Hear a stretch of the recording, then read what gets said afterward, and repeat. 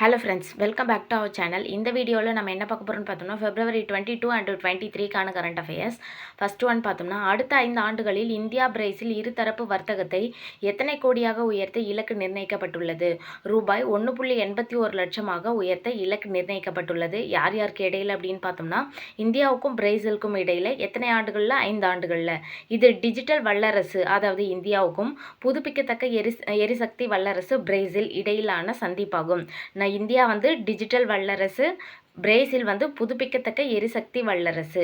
இவங்களுக்கு இடையில தான் வந்து ரூபாய் 1.81 லட்சம் கோடியாக உயர்த்த இலக்கு நிர்ணயிக்கப்பட்டுள்ளது.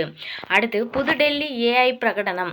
இந்த பிரகடனத்தில் எத்தனை நாடுகள் மற்றும் சர்வதேச அமைப்புகள் கையெழுத்திட்டுள்ளன அப்படின்னு பார்த்தோம்னா 88 நாடுகள் வந்து கையெழுத்திட்டிருக்காங்க. அடுத்து பார்த்தோம்னா ஏஐ மாநாட்டினுடைய சிறப்பம்சம் என்ன அப்படின்னு பார்த்தோம்னா, டெல்லியில் நடைபெற்றது. 118 நாடுகளைச் சேர்ந்த பிரதிநிதிகள் கலந்துக்கிட்டாங்க. 20க்கும் மேற்பட்ட அரசு தலைவர்கள் மற்றும் முன்னணி நிறுவனங்களினுடைய தலைமைச் செயல் அதிகாரிகள் எல்லாருமே பங்கேற்றாங்க. இதனுடைய கருப்பொருள் என்ன அப்படின்னு பார்த்தோம்னா, அனைவருக்கும் பயன், அனைவருக்கும் மகிழ்ச்சி, சர்வஜனா ஹிட்டயா சர்வஜனா சுக்கையா அப்படின்ற கருப்பொருளில் தான் வந்து இந்த மாநாடு வந்து நடந்தது. இதனுடைய சிறப்பம்சம் என்ன அப்படின்னு பார்த்தோம்னா, இதுவரை ஏஐ தொடர்பான மாநாடுகள் பெரும்பாலும் வளர்ந்த நாடுகளிலேயே நடைபெற்றன.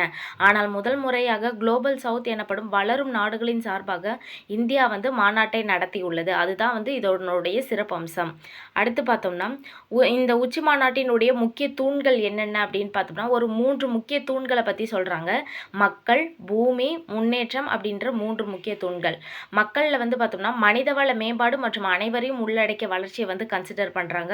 பூமினா சுற்றுச்சூழலை பாதுகாக்கும் மற்றும் காலநிலை மாற்றத்தை எதிர்கொள்ளும் தொழில்நுட்பத்துக்காகவும் வந்து இந்த மாநாட்டோட முக்கியத்துவம் பெற்றிருக்கு.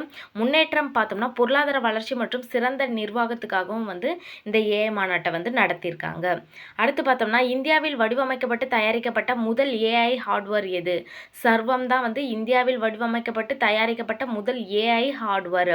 விவேக் ராகவன் மற்றும் பிரத்யூஷ் குமார் ஆகியோரால் தொடங்கப்பட்டது இந்நிறுவனம். இதனுடைய நோக்கம் என்ன அப்படின்னு பார்த்தோம்னா, இந்திய மொழிகளுக்கென பிரத்யேகமான குறைந்த செலவிலான செயற்கை நுண்ணறிவு மாதிரிகளை உருவாக்குவதுதான். இந்நிறுவனம் அறிமுகப்படுத்திய 2 மொழி மாதிரிகள் என்னென்ன அப்படின்னு பார்த்தோம்னா, 30B மாடல். இந்த 30B மாடல் அப்படின்றது என்ன அப்படின்னு பார்த்தோம்னா, நிகழ்நேர உரையாடல்களுக்காக வடிவமைக்கப்பட்டது தான் வந்து இந்த 30B மாடல். அடுத்து வந்து 105B மாடல் அப்படின்றது சிக்கலான கணக்குகள் மற்றும் நீண்டகால பணிகளை செய்யக்கூடியது தான் வந்து 105B மாடல். இந்த 2 மொழி மாதிரிகளை தான் வந்து இந்நிறுவனம் அறிமுகப்படுத்தியிருக்காங்க. ஒன்று வந்து நிகழ்நேர உரையாடல்களுக்காக வடிவமைக்கப்பட்டது, இன்னொன்று சிக்கலான கணக்குகள் மற்றும் நீண்டகால பணிகளை செய்யக்கூடியது. அடுத்து ஸ்டான்ஃபோர்ட் பல்கலைக்கழகத்தின் 2025 குளோபல் ஏஐ வைப்ரன்சி தரவரிசையில் இந்தியா பிடித்துள்ள இடம் எது? 3வது இடத்தை பிடிச்சிருக்காங்க. எவ்வளோ பாயிண்ட்ஸோட அப்படின்னு பார்த்தோம்னா 21.59 பாயிண்ட்ஸோட குளோபல் ஏஐ வைப்ரன்சி தரவரிசையில் வந்து இந்தியா 3வது இடத்தை பிடிச்சிருக்காங்க.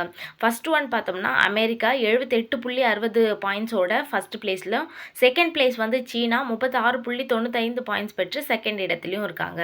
அடுத்து அரண் இல்லம் என்பது யாருடைய பாதுகாப்பிற்காக உருவாக்கப்பட்டது? பெண்களுக்காகவா, இல்லை குழந்தைகளுக்காகவா, இல்லை திருநங்கைகளுக்காகவா அப்படின்னு பார்த்தோம்னா, அரண் இல்லம் அப்படின்றது திருநங்கைகளினுடைய பாதுகாப்பிற்காக உருவாக்கப்பட்டது. ஓகே ஃப்ரெண்ட்ஸ், இந்த வீடியோ உங்களுக்கு பிடிச்சிருந்தா லைக் பண்ணுங்கள், உங்கள் ஃப்ரெண்ட்ஸ்க்கும் ஷேர் பண்ணுங்கள், மறக்காமல் சப்ஸ்கிரைப் பண்ணுங்கள். தேங்க்ஸ் ஃபார் வாட்சிங்.